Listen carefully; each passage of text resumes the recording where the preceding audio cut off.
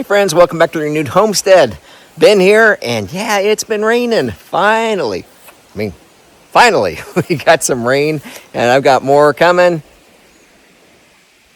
So I'm doing this between raindrops at this point because, I don't mind sprinkles. I don't mind getting wet, but yesterday I was drenched.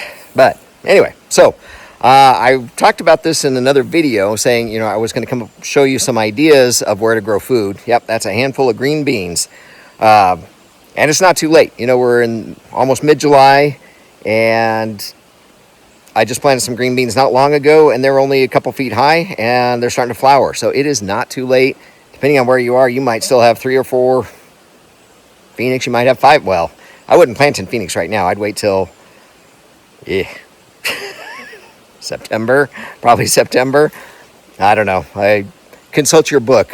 Zone, I think they're 11, if I recall correctly. We're a 6B, 7, depending on who you ask and what chart they're going by. But anyway, some ideas of where to grow. I'm going to show you some down by the house, but I want to take you right up here first.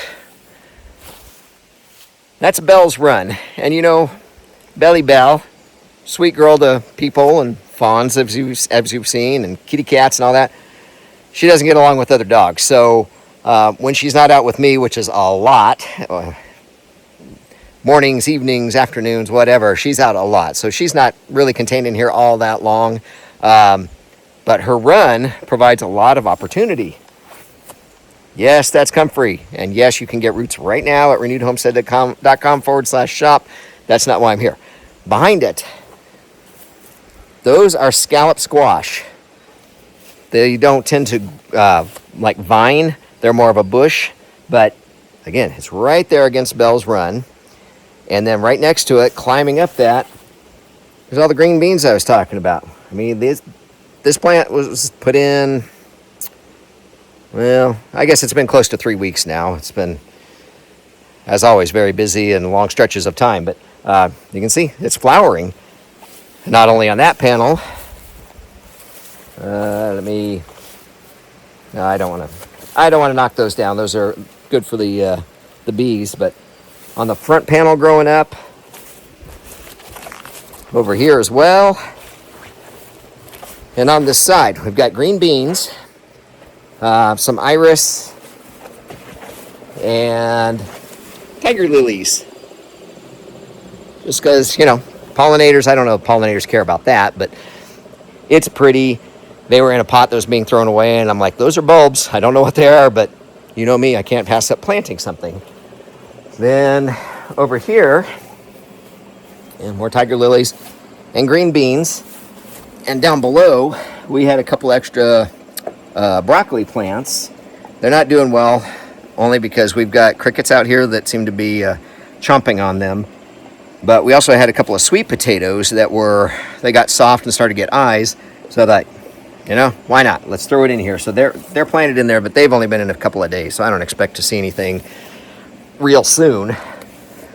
Anyway, so that's Belle's Run. So we did that, and I was going to take you over to the shop garden over here. And we've got probably a candy roaster. Not sure, because that's a volunteer. But this is where we put all of our potatoes, all across there. And speaking of comfrey, this whole thing is lined with comfrey. And you've seen us plant our potatoes before, where we just plant them in hay and straw and then let them grow up through that. And it's worked really well. Not a lot of digging involved. But this time of year, especially when it's really dry out, that hay starts to break down, and you don't want your potatoes getting exposed to sun. They turn green, and that can actually be kind of toxic, so you don't want that. So I've been going through, chop and drop the comfrey leaves, throw it down, and there's still plenty of time for those to come back and flower again before the end of the season, which would be great for the bees, of course. But in this same area, I had some chain link fence, a couple of T-posts, and I've got German Johnson tomatoes growing out here.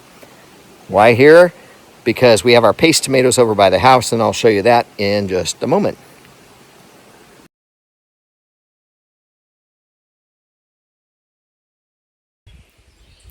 Hey, it's the next day. Hey, Sprinky kitty. Anyway, okay, we're down by the garden, and I wanted to show you this. Right in here, well, comfrey, imagine that. But right in here, that is a chochka. We got those from Zach over at American Homestead. Great plant, very prolific, and it will trail all the way across the garden fence. So, just utilizing the fence that's there. Unfortunately, we're not a big fan of the achochka. Kind of a cucumber taste. They're okay. They're just not our favorite. But we let them grow wild. They kind of come back every year, and which is great in a prepper mentality. Having something that comes back on its own without any work. Good stuff. And the bean beetles and the Japanese beetles and all those don't seem to bother it. So, we just let it grow and die back, and it's just there. But I wanted to take you down. Garden's growing great, and we needed to get some onions in the ground, but we're out of space in the raised beds. And the lower area, we've got strawberries as ground cover and some other stuff in there. So we really didn't have a place for the the onions. So we came across these buckets. I don't know what size tubs they are, but I know it looks overgrown. There's some weeds and grasses in there, but we didn't want to pull those because we didn't want to mess with the onion sets themselves. But we've got 2 tubs of those, and I have this covered. We are growing duckweed. The reason I have it covered is we have had so much rain that it's actually spilling out and spilling onto the ground, so we're just kind of covering that up for right now. I also have what was this? Probably a 15-gallon pot from a tree. And this is called soapwort. And you can literally use the roots as a cleaning agent. But it can be very invasive and can take over. So that is why that is in a bucket. Take you over here. And we talked about this. You saw the video on this. We put these trellises up partly to shade the wall from the sun. But you can see the green beans. These have been in for less than 3 weeks, and they're already getting flowers on them. The squash are super, super happy. These are Cherokee Tan. We got those seeds from Michelle over at Parma Pastures Farm, and they love them. They said they're very prolific, easy care, and just kind of plant them and forget them. Well, so far so good. And then this side we've got more beans. Can you tell I like green beans? I do. I love them. They're easy to process, and the more you pick, the more you get. So they're just one of the great things for us to plant, and I'd really love to find another plant like that we could just plant and just keep growing and repopulating. And we talked about the 5-gallon buckets. They're doing great. The deer came through the front yard and ate this one down. It was actually spiraling up to the columns here. But these other ones you can see all the way to the ceiling. And that one's all the way to the ceiling. And we've already harvested, 3 or 4 meals just off of those two buckets. There's about 4 plants in each one of those buckets. But I'm just trying to come up with ideas for you. I say I don't like to present a problem and not some kind of a solution. So there's some just random spots you can grow food. I've been known to do that. I say anytime the government does something stupid, I plant something. We have a lot of stuff growing. Imagine that. Tomatoes out here. We had some tomatoes out in this area last year. There was a lot of sand and stuff from the hurricane because that water washed all the way up here. So it's just a good spot to grow.